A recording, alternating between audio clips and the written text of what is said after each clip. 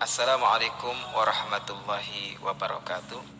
Alhamdulillahilladzi kana bi 'abdihi khabiran basira. Tabarakalladzi ja'ala fis sama'i buruja wa ja'ala fiha siraja wa qamara munira.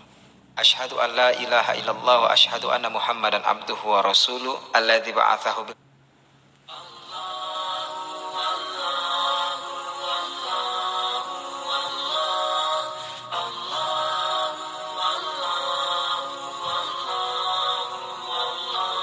Assalamualaikum warahmatullahi wabarakatuh. Alhamdulillahilladzi kana bi 'abdihi khabiran basira. Tabarakalladzi ja'ala fis sama'i buruja wa ja'ala fiha siraja wa qamara munira. Asyhadu an la ilaha illallah wa asyhadu anna Muhammadan abduhu wa rasuluh alladzi ba'atsahu bil haqqi basyira wa nadhira wa da'iyan ilal haqqi bi idnihi wa sirajan munira. Allahumma shalli ala nabiyyina Muhammad sallallahu alaihi wasallam wa ala alihi wa sahbihi wa sallim tasliman katsira. Alhamdulillah, segala puji bagi Allah subhanahu wa ta'ala. Salawat dan salam kepada Nabi kita Nabi Muhammad sallallahu alaihi wasallam. Alhamdulillah, kita bertemu lagi teman-teman di podcast Bekal Sebelum Pernikahan. Dan kali ini kita akan membahas sebuah quotes atau kutipan yang banyak banget berseliweran di sosial media. Misalnya di caption Instagram, di Facebook, bahkan menjadi kutipan orang-orang saat ngobrol atau bahkan saat memberi nasihat. Kutipan itu adalah, pertengkaran dalam rumah tangga adalah bumbu cinta. Nah, saya yakin teman-teman pernah mendengar kutipan tersebut dan bahkan sebagian dari kita ada yang mengiyakannya. Namun benar nggak sih pertengkaran dalam rumah tangga adalah bumbu cinta?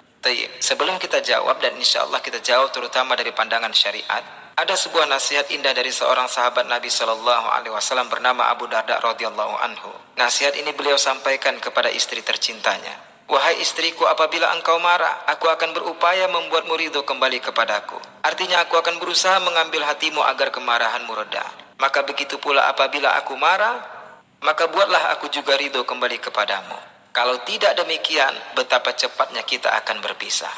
Itulah salah satu pesan penuh hikmah dari generasi terbaik yang pernah ada agar bahtera cinta tetap terjaga, meskipun hujan dan gelombang badai datang menerpa silih berganti. Nah, jika kita benar-benar meresapi, merenungi, dan mencoba memahami pesan dari Abu Darda tadi teman-teman, maka jelas bahwa rumah tangga yang baik itu adalah yang suami istri berupaya semaksimal mungkin jangan sampai ada ruang kemarahan berkepanjangan, yaitu dengan bagaimana cara agar tidak ada sedikit pun ruang kemarahan berkepanjangan antara suami istri, yaitu dikala pasangan marah, maka segeralah merayu dan membujuk serta mengambil hati pasangannya. Jangan biarkan pasangan marah berkepanjangan teman-teman. Maka saya sering tegaskan bahwa pertengkaran itu terjadi sebab pasangan suami istri merasa benar. Kedua-duanya merasa menjadi orang yang tersakiti dan terzolimi dalam rumah tangga, sehingga dia merasa bahwa dia seharusnya adalah orang yang dirayu, gengsi baginya untuk mengalah. Sedangkan pesan Abu Darda adalah berlaku bagi suami dan istri yang bisa menyadari bahwa jika dirinya salah, maka segeralah dia meminta maaf dan membujuk pasangannya.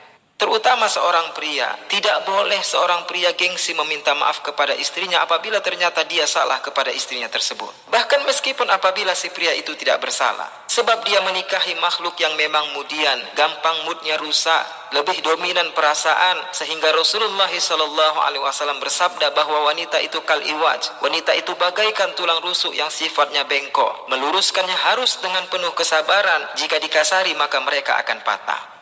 Bahkan pada hadis yang lain Rasulullah SAW menegaskan bahwa wanita kal mir'ah, wanita bagaikan cermin yang mudah retak, maka berlemah lembutlah wahai pria kepada istrimu sekalian. Sehingga ada sebuah cerita menarik tentang seorang ayah yang menghadapi anak laki-lakinya yang meminta izin untuk menikah. Saat itu si anak berkata kepada ayahnya bahwa dia ingin menikah. Si anak berkata, "Ayah, saya ingin menikah." Lalu si ayah berkata, "Katakanlah wahai anakku, saya minta maaf." "Loh, untuk apa ayah? Saya kan tidak berbuat salah apa-apa." Lalu si ayah menjawab, "Katakan saja kamu minta maaf." "Saya bingung kenapa harus minta maaf ayah," kata si anak. Si ayah kembali menegaskan, "Katakan saja wahai anakku. Apa dosa saya sehingga harus minta maaf?" kata anaknya kembali. Si ayah kembali menegaskan, "Katakan saja saya minta maaf." Akhirnya si anak mengatakan, "Oke, saya minta maaf ayah." Lalu si ayah berkata, "Nah anakku, sekarang kamu sudah siap menikah. Latihan sebelum menikah sudah kamu lewati. Jika kamu mampu untuk mengatakan kata maaf walaupun tanpa sebab dan kesalahan yang kau perbuat, kamu berarti telah siap menikah dan membangun keluarga." Masya Allah. Dan tidak boleh kita lupa bahwa amarah dalam Islam adalah bagian dari upaya syaitan untuk membuat manusia itu menjadi kasar dan lupa diri, teman-teman. Rasulullah SAW bersabda dalam hadis riwayat Abu Daud nomor 4784, Innal ghadaba minasyaitan wa innasyaitan khuliqa minan nar. Sesungguhnya amarah itu dari syaitan dan syaitan diciptakan dari api. Wa inna turfa'un naru bil ma'i fa idza gudiba ahadukum falyatawadda. Api akan padam dengan air, maka apabila salah seorang dari kalian marah, hendaklah dia berwudu.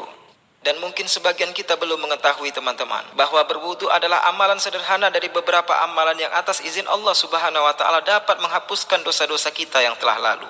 Dan saya kira tidak ada di antara kita yang tidak punya dosa. Setiap kita pasti ada dosa dan setiap kita ingin dosa-dosanya Allah ampunkan. Sabda Rasulullah SAW dalam hadis riwayat Al-Bukhari, Man tawaddo'a fa ahsanal wudu, siapa yang berwudu kemudian menyempurnakan wudunya, kharajat khotoya'u min jasadihi hatta takhruja min tahti asfarihi, maka dosa-dosanya akan berguguran dari tubuhnya sampai keluar dari bawah kuku-kukunya.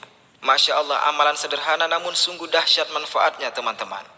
Dan menjaga wudhu bukan berarti menahan atau bertahan agar wudhunya tidak batal. Namun menjaga wudhu artinya adalah setiap wudhunya batal maka dia upayakan untuk kembali berwudhu. Sehingga termasuk juga apabila ketika sedang marah maka segeralah berwudhu. Selain dari ikhtiar mengikuti sunnah cara mengusir syaitan agar jangan sampai diri kita dikuasai amarah, sekaligus kita pun mendapatkan ganjaran akan dihapusnya dosa-dosa kita atas izin Allah Subhanahu wa Ta'ala lewat menjaga wudhu, teman-teman.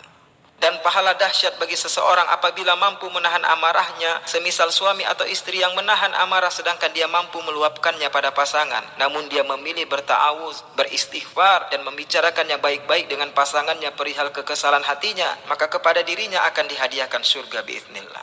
Rasulullah SAW bersabda dalam hadis At-Tabrani, La tagdab walakal jannah, janganlah engkau marah maka bagimu surga. Sehingga perlu kita akui, teman-teman, bahwa di antara penyebab hancurnya rumah tangga adalah sebab pertengkaran yang tiada titik temu karena suami istri tiada yang mau mengalah. Kalau mereka mau mengalah antara satu sama lain, mengalah dengan ikhlas karena berharap ihtisab, berharap ridho dan pahala dari Allah Subhanahu wa Ta'ala, maka insya Allah rumah tangga tidak akan ada yang namanya pertengkaran, teman-teman. Ya, kalau selisih paham atau permasalahan pastilah terjadi, sebab selama kita hidup maka selama itu pula kita tidak akan lepas dari namanya masalah. Sehingga ketika terus-terusan pasangan suami istri bertengkar dan tidak ada yang mengalah, maka kemudian pada akhirnya mereka akan jenuh dengan pertengkaran yang tiada habisnya, hingga salah satunya atau bahkan keduanya akhirnya memilih selingkuh, memilih tidak pulang ke rumah, bahkan pada akhirnya memilih bercerai. Na'udzubillah. Semoga kajian bekal sebelum pernikahan ini bermanfaat bagi teman-teman yang mendengarkan. Saya Ahmad Tarigan undur diri dan sampai ketemu lagi di episode podcast selanjutnya. Wallahu a'lam bishawab. Wassalamualaikum warahmatullahi wabarakatuh.